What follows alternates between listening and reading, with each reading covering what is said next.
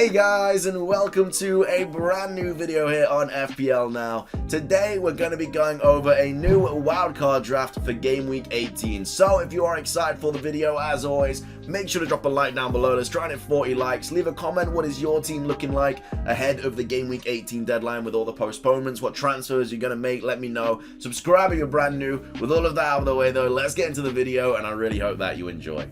So, starting things off, this is the wildcard draft for game week 18. I'm only going to go over one draft today because, well, the choices are just very, very minimal. There's not many games being played this weekend. I think we've had 5 postponements at the point I'm recording this, but that could easily increase as the day does go on. As well as that, if you do still have your wildcard, make sure to play it this week because you're going to get another one in game week 19. So if you don't play it, you're going to have wasted it. Even if you just only need to make a couple of transfers, you may as well still use it because you just get a free unlimited transfers wildcard. But anyway, with all that out of the way, let's get into the actual draft. So in goal, we have Sanchez and Ramsdale. So Sanchez, of course, is not playing this weekend, but Ramsdale most likely is. I think Arsenal is probably like the best club at the moment for like no COVID incidents. I think they've kind of like really knuckled down on the whole COVID outbreak, and I think they've done pretty well. So Arsenal seems to be quite a safe bet at the moment, but of course it's not just one team that has to be okay, the team that they're playing has to be okay as well. But either way, Ramsdale and Sanchez in goal. So yeah, Sanchez isn't playing this week, but he's going to have so many double game weeks on the horizon. I think they've had like 3 postponements now. So yeah, when those double game weeks happen, you're going to already have Sanchez ready to play, and you won't have to worry about using a transfer to bring him in or anything like that. You'll already have him, so it'll be really, really nice. Like, they could even get a triple game week, you don't know. But the good thing about keepers is you don't have to worry about them being rotated because they don't move around that much during the game, you know, they don't really get tired. So yeah, he's going to be a great choice if they do have double game weeks or even a triple game week in the future. And then you have Ramsdale for this week. Again, away at Leeds, not a terrible fixture, but I don't think Leeds actually have that many COVID cases either, so I'm pretty sure that game will go ahead regardless.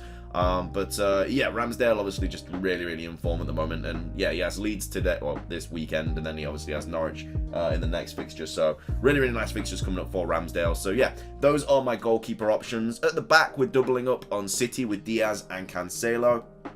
I just think that City doubling up is the way forward now. I think the whole double up Chelsea era has kind of come to a close right now. I mean, they conceded last night against Everton's under 18s or whatever. I mean, they had 4 players playing that I just don't even think had played like actual like Premier League football before or something like that. But either way, they didn't have like a full-fledged 11, and also Everton are not playing well at the moment either, so you were kind of thinking that Chelsea were definitely going to get a clean sheet, but that didn't happen. And James, I mean, could have got so many returns last night. He missed a pretty easy chance, could have got an assist, and then obviously did get an assist, but yeah, he could have got a clean sheet, so he could have been absolutely ridiculous in the points. But either way, we're doubling up on City. The fixtures are just much better than Chelsea as well. As you can see, they've got Newcastle, then Leicester, then Brentford. Arsenal, Chelsea's a bit, but then they've got Southampton, Brentford, Norwich again as well. So I think City double up is just the way forward. And then this draft also has James and Trent as well. James, again, I think he's just pretty much nailed at the moment. I mean, there will be rotation in the future, but I mean, he played last night with Aspi, so yeah, Aspi can play centre back, which just allows James to just push forward even more, which he was doing last night. You know, he was really, really getting forward. So yeah, Wolves away. I mean, I don't know, maybe they keep a clean sheet in that game, you don't know, but at this moment in time, I just think that James is probably the best Chelsea option to have, because yeah, they're not really keeping clean sheets at all, but he's the only one that looks like he's going to really get any attacking returns. If you are an Alonso owner, then obviously you were feasting last night because he came off before they conceded. But yeah, either way, James is in the team. Trent, of course, in the team, scored an absolute screamer last night. And then they've got Tottenham, then Leeds and Leicester. I mean, you kind of just going for players that you know are going to play at this point, because that's the only, you kind of just have to play it safe. And like I say, FPL gets a little bit less fun when you can't really bring in the players you want to, you just have to bring in the players you have to. So that's what kind of makes it a little bit at the moment, but everyone's kind of in the same boat. We're all dealing with the same kind of issues. Obviously, it's worse for some people more than others, but we'll have to wait and see what happens. And then the 5th defender is White. He's very cheap at 4.5, allows you to break into that Arsenal defense as well. If you didn't want to play Ramsdale and you wanted to go for someone like, I don't even know, to be fair, someone that's available, yeah, you still have White there as an option. And like I say, I think Arsenal is probably one of the best teams for kind of knuckling down on the whole COVID outbreak. I don't think they've really had any players that have got it right now, so that's obviously really, really good for them. And they're playing really good football as well. They're keeping a lot of clean sheets, and like I said, they've got Leeds and Norwich next, so really, really nice there. In midfield, we have Rafinha, Salah, Jota, Foden, and Douglas Luiz. Rafinha, again, doesn't have the greatest fixtures coming up. I mean, he has Arsenal, Liverpool, and then Villa, which again, all are tough fixtures, but he's playing, he's on pens whilst Bamford is out, so honestly, I think he's a decent little person to have in your team. You could also go for the likes of Smith Rowe if you really wanted to, but I think his minutes are still being a little bit managed. You could go Saka if you really wanted to, but do you want to triple up on Arsenal? I mean, it might have to get to the case where you have to, if certain games are just called off from now on. Like, you might have to triple up on Arsenal and stuff. Like I say, if even more games get postponed, it could definitely be free hit territory. Like, I think I'm going to go into this game week with 10 players. I'm going to do my final thoughts video later on, but yeah, I think I'm going to go into this game week with 10 players, and that's after taking the -4 hit as well, but I'll explain all that in the later video. But yeah, Rafinha's there again on pens, is playing. Just a safe bet, to be fair. Salah, Jota, I mean, Firmino is back right now, so yeah, Jota might have his place a little bit up for contention, but we'll have to wait and see what happens there. But the main thing is that Liverpool are just playing at the moment, and that's kind of the players that you need to target. Salah came off early last night, but I guess that was just for a rest. So yeah, he'll definitely be playing against Tottenham. And then we have Foden and Douglas Luiz. Again, you could go for Bernardo. I think Bernardo is okay. Pep did say that he wasn't like injured, he just was a little bit uncomfortable, so he took him off for a precaution. And also Foden did just play 90 as well, so will he even play? I don't know. I think the press conference for City actually got cancelled because Pep might actually have COVID or something like that. I think he's waiting for a PCR test or something.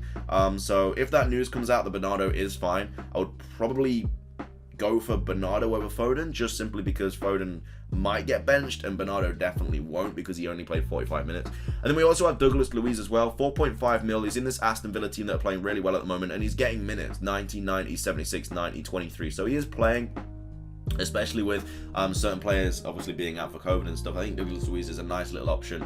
He is playing, and again, they do have some nice fixtures coming up as well. Again, the Chelsea one's a little bit off-putting, but he has I mean, they can't keep a clean sheet at the moment, though. Chelsea can't, apparently. But then they have Leeds and Burnley after that, and then United, Everton. I mean, Aston Villa's fixture run is just really, really good for the rest of the season, so I completely agree with everyone like wanting to bring in Aston Villa players.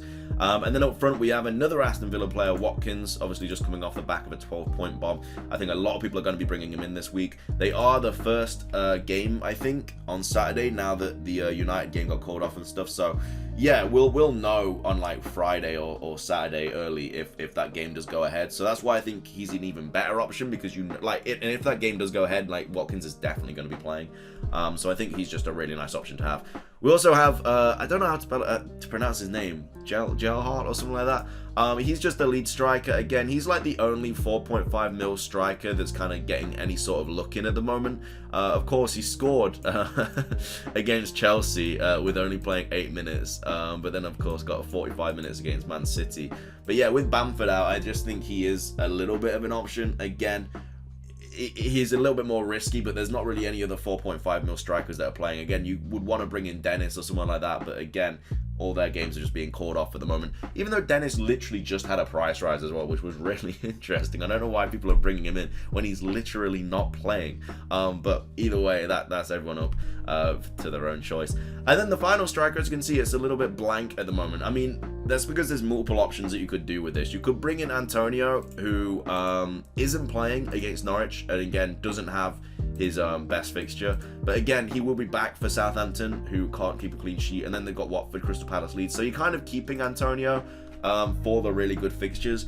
And then again, you could just play like 5 at the back this week. You could do like a 5-4-1, or you could do a 4-5-1 or something like that, or whatever floats your boat. But this team should hopefully get you 11 players out with a decent bench as well. I mean, the bench isn't necessarily great, because obviously Sanchez definitely isn't playing. Douglas Luiz should play. All your defenders will play. And then this guy might play, depending on, like, I don't know what the game's like. But yeah, with Antonio, you could bring him and just bench him. You could also go for Jimenez, who is back now from that red card. He is playing. He's just playing Chelsea, though. And then they have Watford next week, though, so he might be an okay choice. But then he has Arsenal and United. Then he has Southampton and Brentford. So I guess you could bring him in because that game is on. As well as that, there's another option as well. You could double up on Aston Villa and bring in Ings, but he's a little bit more of a minutes managed risk at the moment. As you can see, only 30 and then 16 minutes. I think he will play more in the next game, but apart from that, like, I don't think he's the best option. You could also go for a Wilson as well, but again, they've not got the greatest fixtures coming up with City and United. But again, this is why FPL is a little bit down in the dumps at the moment, because you would never bring in Wilson at this point, but because you know he's going to play, like he got a rest in the last game as well, he's an option. And that's why it's a little bit anticlimactic. But yeah, there are a bunch of different kind of things you could go with in regards to strikers with Antonio. Again, you could keep him, or you could bring in you could even bring in Lacazette, to be fair, if you really wanted to. Lacazette does kind of getting minutes managed quite a bit, like 87, 82, 84. I mean, he's been playing quite a bit, especially with Aubameyang out now as well. I think he's more of an option, and you could just fit him into this team.